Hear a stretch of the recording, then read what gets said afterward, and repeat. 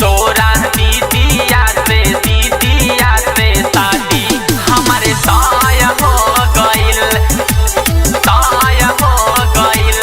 Balaji recording studio Jadavpur.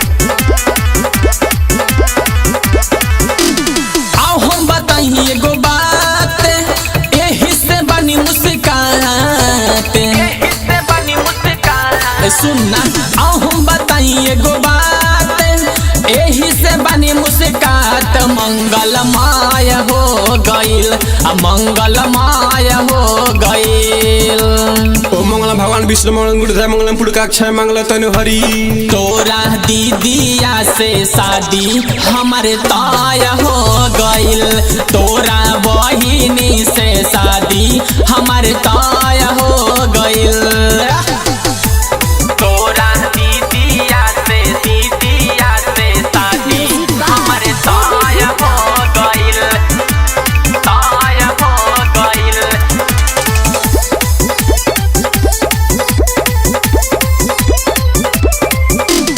अब नहीं केहू कुछ करी हो, दुआरा पजरी मर करी हो। तोरा पजरी मर करी हो। अब नहीं केहू कुछ करी हो, दुआरा पजरी मर करी हो। एही महीना में जाइब, दुआरा पर बैंड बजवाइब। एही महीना में जाइब, दुआरा पर बैंड बजवाइब। खेतवा बाय हो गइल, खेतवा बाय हो गइल। ओ मंगल भगवान विष्णु मंगल गुरुदेव मंगलम पुरकाक्षय मंगल तनु हरि।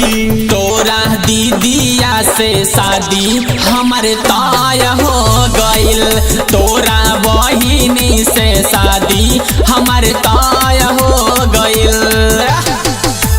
तोरा दीदिया से शादी हमारे ताय हो गइल, ताय हो गइल।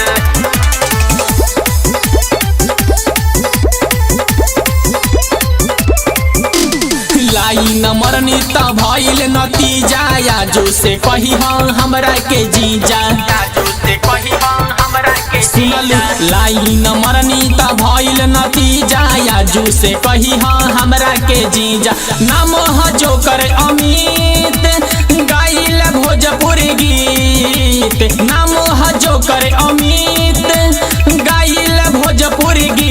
जगत में जय हो गइल, जगत में जय हो गइल। ओ मंगल भगवान विष्णु मंगल गुरुदेव मंगलम पुरकाक्षय मंगल तनु हरि। तोरा दीदिया से शादी हमारे ताय हो गइल, तोरा बहिनी से शादी हमारे ताय हो गइल। Balaji recording studio Jadavpur.